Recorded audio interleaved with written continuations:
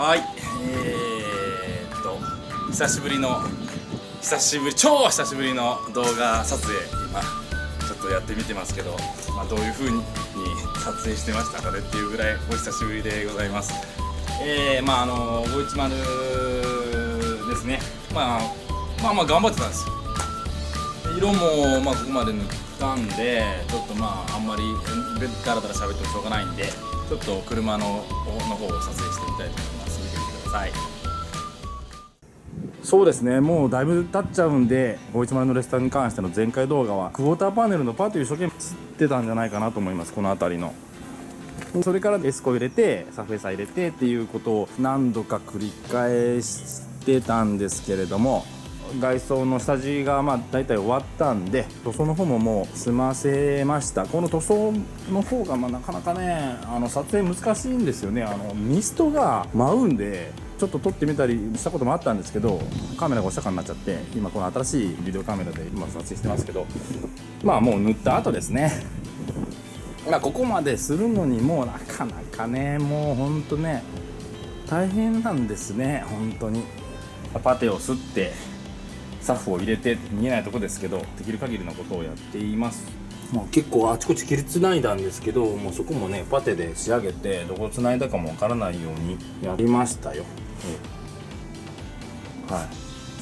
トランクルームも一度塗ってちょっと仕上がり気に食わなくて一度やり直しました。こういう裏の方とかも色をかけなきゃいけないから、映るかな。もうね、そこまでね普通しないですよね、レスター以外だったらね。あるあるというか510の傷みやすいところ、ここにねシーリングが入ってるんですよ。でも一番510腐りやすいところで、この袋の部分ですね、ここが水泥が溜まって腐りやすいんですけど、ここを塞いじゃうから泥が入ったり水が入ったりするのが分からなくなっちゃう、510の弱点ですね。で古くなるとね、このコーキングが硬くなってボロボロ浮いてきちゃうんですよね。新車と同じような感じのシーリングの跡ですよね。はけ目というか、新車のように一度やったんですけど、ちょっと嘘くさくて気に食わなくて、全部剥がしてやり直したりも実はしてます。レストなんで割り切ってはけ目を伸ばしたりして、なるべく綺麗に見えるようにやったりもしてます。こういう見えないところもちょっとこだわってやっちゃってますね。エンジンルームも塗装してみました。これは一発仕上げというか塗り直してはしてないんですけど、このカウルトップ、これもねこういう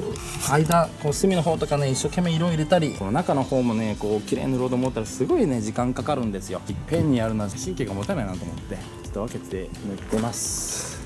こういうね裏の方とかもね難しいんですよ、塗るのが綺麗に入らないんですよ、塗料が。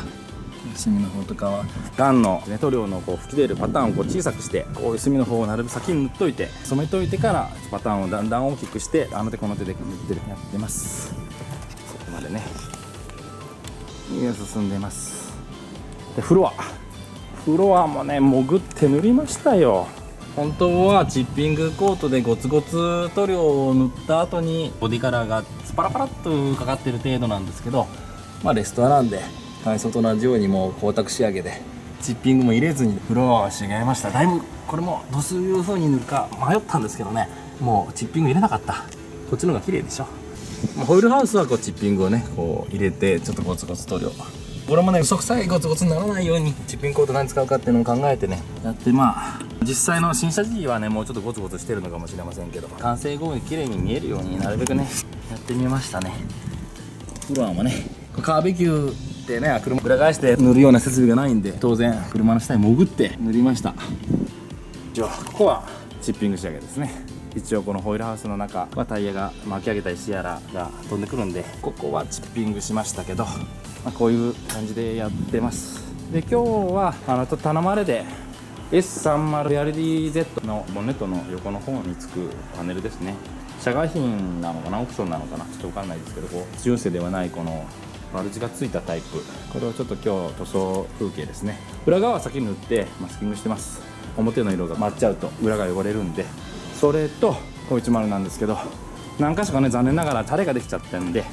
これをね補修してみようかなと。ここはね色塗っててエアホースがねポンと当たったんですよ。上から追いがけしたんでちょっと垂れちゃってますけど、これをね1000番のペーパーから磨いてみて、最終的にコンパウンドで磨いてタレを取ってしまうという作業です。ここもねなんだろうかな、これはね前側からこうやってシューッと塗ってて、この辺綺麗に塗ろうとしてたら当然塗料が向こう行きますよね。ちょっと行き過ぎちゃったな。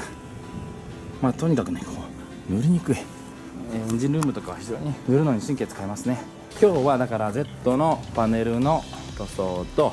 流れてしまったところの補修、これを撮影してみようかなと思います。 S30 の部品ですね、ちょっと塗ってみようかと思ってますけど、使う塗料、ロックペイントのパナロック、510で使ってるのはハイロック、こっちの方が4対1なんで性能はいいんですけど、まあ小物部品なんでいいかなと思ってパナロックでいってます。パナロックよく混ぜて使います。はい、今ちょっと明るいところにねカンカン出してきたんですけど、色の上りっていうのがあるんですよ、ペンキっていうのは。これがね今混ぜてますね。乾いてない状態で、この上、この塗料とこの混ぜてるこの色と全然違うでしょ。ここ途中で色変わるでしょ。これが乾いた状態の色なんですよ。これだけ濃くなるんですね。黒が上ってくる、塗料の顔料がねいろいろ混ざってますけど、黒が上がってくるんですね、乾くとね。でこんだけ黒くなるんですよ。だからこうやってピッと合わせて、よしこの色でいいなって判断できないっていうのはそういうことですね。乾いた状態で見ないといけないということ。これ色のぼりがこう分かりやすかったんでちょっと撮影してみました。こうなるんでね、一回試し塗りしてみて乾かしてみるっていうことが大事です。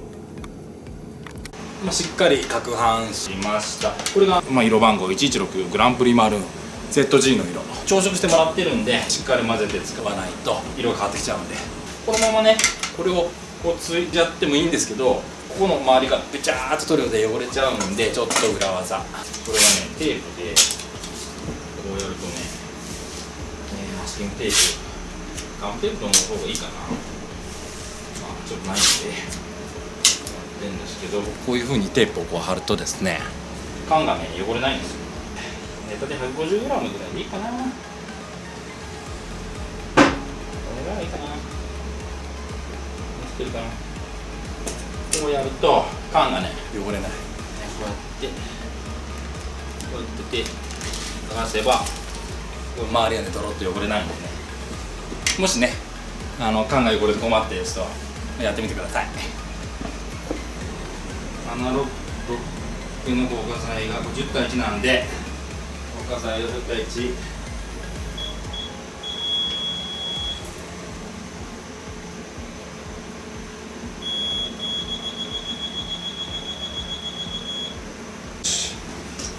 パナロックはシンナーの配合量が 40%、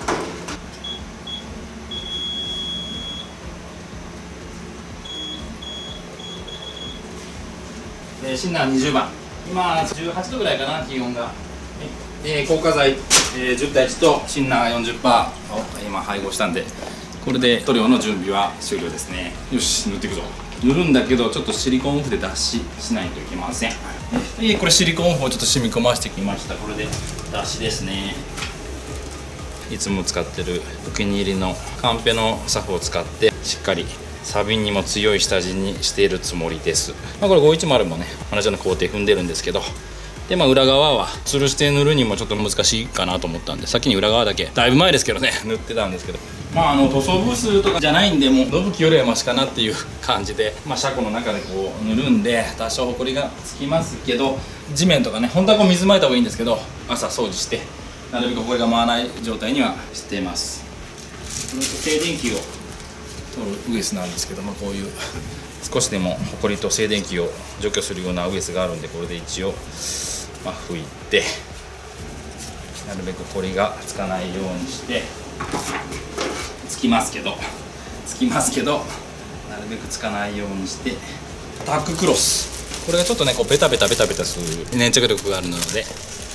これでねこう拭くとホコリだけこう取ってくれるという優れもの。なるべくねここまでやるんですけどつきますよね、ホコリはね。しょうがないです。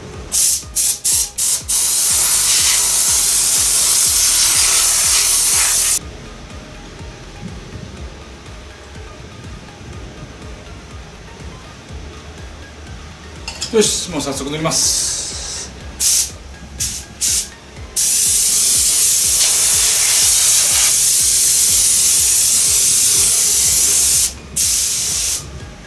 ちょっと様子見ながら。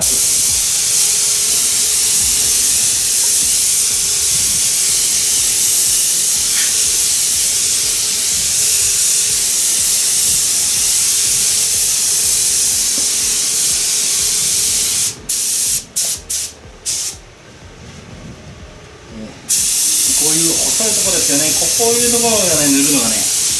むずいんですよ。そういう時にはさっきも510の説明の時に話しましたけど、ガンがこうあったらこれがねパターン出る幅を狭くするつまみなんですけど、ちょっと出る量を少なく細く。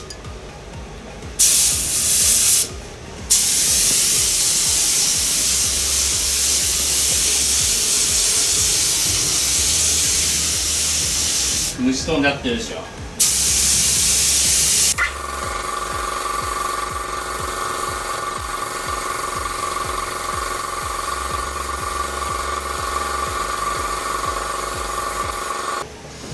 まあ一回ちょっと様子見でうっすら塗ってみました。あんまり熱くなるとポテトしちゃうし、まあ2回から3回の塗りで仕上げるようにしていけば良いのかなと。あと素ブースでないんで、ライトも全然ないんでね、こう懐中電灯でこう肌とゴミと確認しながらやってますけど、ある程度乾いて試食になったら2回目、乾く前からタタタタ重ねると当然流れちゃいます。かといって乾くすぎて次かけると肌が出ない。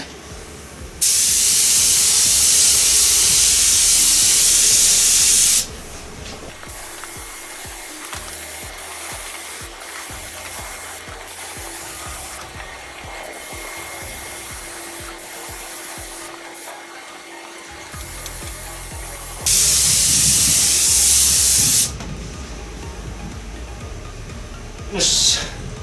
おや。